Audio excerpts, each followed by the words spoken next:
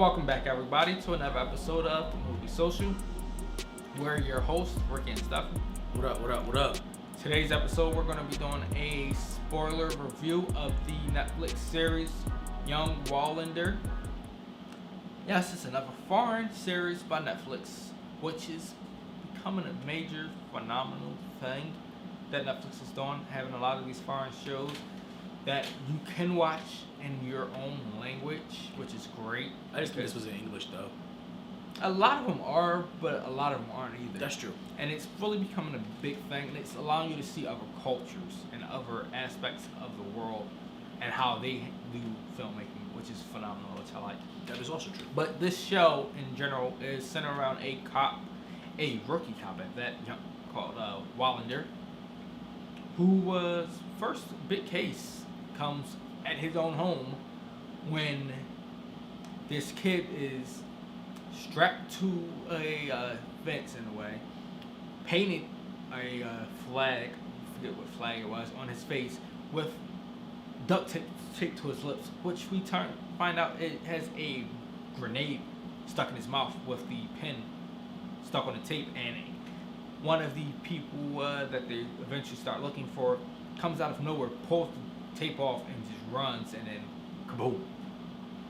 And I mean, yeah, I did not expect that to happen in the first episode. Like, really, seeing somebody getting blown up like that. It started off slow to me at first. I really did not like it in the first, 2 episodes. Mind you, it's only 6 episodes for the show. So. But it picked up. It definitely did indeed pick up. Let's just get straight into it. Like, he starts investigating everybody. They capture somebody that's in his neighborhood. He knows that he didn't have anything to do with it. So he's trying to get him to talk. So, listen, let them know, man, where you were at, what you was doing, so you know that you don't have to have any part of this. But, there's the code of no snitching. Yeah. Because he turns out he was being a lookout for one of the local drug dealers there.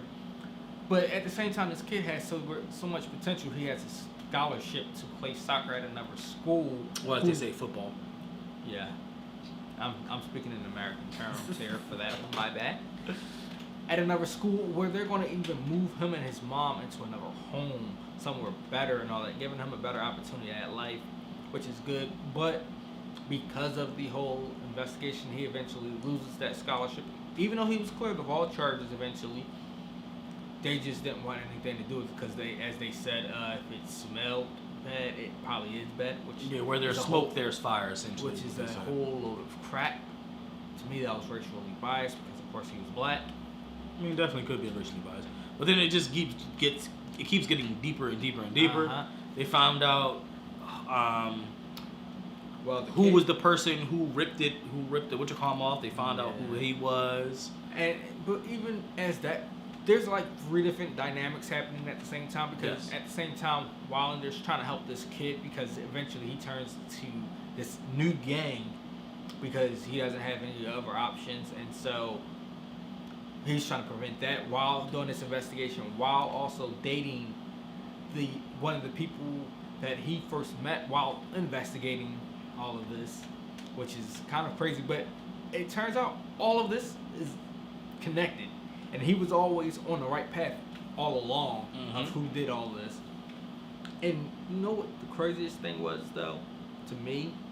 Finding out they pinpointed who might have been the one in charge of all this, but they had the wrong brother at first. It turned out, of course, like always, it's always a family drama. The older brother is upset and mad because he's being cut out of the will, and the younger brother is going to be the one taking over the empire of the family business after when the dad is dead and gone, which he is dying too long now. And it's crazy because the family caused this to happen, because when they both were in school, they shielded him from the torture that he inflicted on another student that sent this child to the hospital. They covered it all up and made it look like nothing really happened. And in reality, that was the first strike for this person. Being the same psychopath that he is, and they found out that he actually did a test run on a dog before he put the bomb in a person's mouth. Like, it's just so many dynamics going on. And like I said, after the first episode and a half, it starts to take you down that path. Like, okay, it's picking up. Let me find out who did this. And you start formulating your own ideas and your own plans and stuff like that. And then it leaves you, I'm not going to say hanging, but it leaves you wanting more, essentially. Like, but the show did, in my opinion, in a way where if they choose not to renew this, which I hope they do, it had some type of ending. But it's not the ending I would have wanted.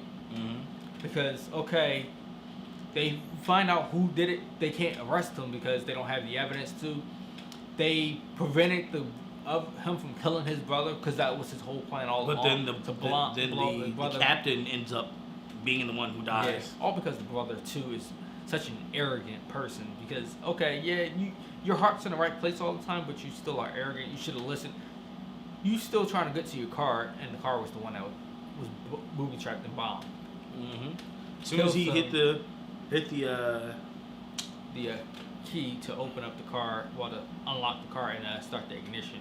Start. Yeah. So here's the thing that I don't understand. Okay, you can correct me, but I don't have a car. The whole process of him doing the remote startup, right, is to either to unlock your car door and to start your car while you're like feet away. Yeah. What would make them think that he wouldn't do, like, the distance that, like, so say, just for example, right, if we're using not show logic, but just general logic, let's remove the captain from where he was, right? Yeah, I get what you're saying. And then he would have did that anyway. Most people would have been a lot closer. He would have actually been a lot closer, but Wallander pulled and grabbed him. Yeah, he did grab him. A little closer. He could have been seriously hurt. I mean, he was hurt, but not seriously. Yeah. I get what you're saying. But yeah, Captain, that was just burnt to a crisp, caught between both cars, because that car exploded and forced another car to explode, and he was just caught right between both. Yeah, he was gone. He was gone. And then they had a little funeral with him. But at that time, that's when Wallander also hung it up, said, "Yeah, I can't do this anymore because we're not going to arrest him, knowing he did it, and so there's no point for me to keep going because at that point, I have no need to keep going." At that point, he felt like the guy did. So just back up really quickly. So when they found the killer, the victim's father is like, even if y'all arrest him, I don't feel like justice will be served. Yeah. And which wasn't probably going to happen because they would have had him flip on the person who masterminded this all. Yeah. So what happened was, as they're taking him into custody, they get out of the car, you hear, phew, and you just see the guy drop. And then they go up and try to find the roof, and they find the father with the sniper rifle. Yeah. Which he actually, what he said rang true because the captain got killed. They found out that he was actually doing it, who was behind it. But there's he no got justice. Away because they didn't have the evidence. They would have had the evidence had the father not shot and killed the that is also true. Suspect. That's also true. But the bombing suspect wouldn't have got killed. I mean, would have got free, but he really was doing the bidding of someone else anyway. So, yeah, the true mastermind would have gotten killed. I mean, gotten arrested and all that. But because he has money and the lack of evidence, he's getting away with it. But all in all, it was a great series. Wallander really had enough of it. He couldn't deal with it anymore at this point. So the table left. Now, towards the very end, when he's walking back with his girlfriend to his apartment, which was hilarious when he's getting ready to go into the building, and the local dealers and gang right there. Mind you, he's living in this building. They all knew he was a cop at this point after the first bombing, which made it weird because, you know, you're dealing drugs and out here, you don't want to be having a cop living with you. Same type of stuff. Mm-hmm. But they found the peace and mutual agreement. And it turned out the leader of that drug gang was actually a part of this whole bombing situation in a way. Mm-hmm. He didn't know it was going to go this far, but he turned in information to help them track down stuff a lot better.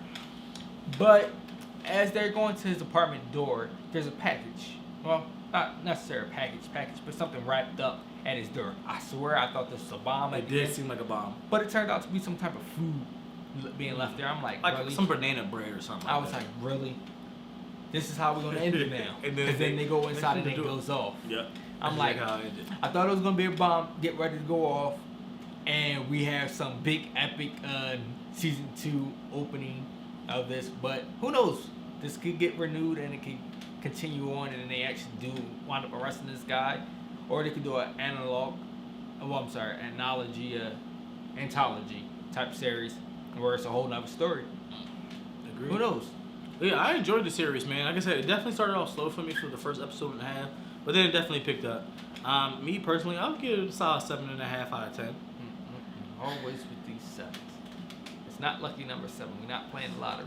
I'm gonna give it an 8.2. Yes, I'm not going whole 5. I'm going 8.2. 8.2. Where do you get 8.2s from? Hey, I'm doing a reading system here. This man said 8.2. 1 through 10. Anything can be put up there, percentage. But no, all in all though, it was great. I felt like the storyline was put together very nicely.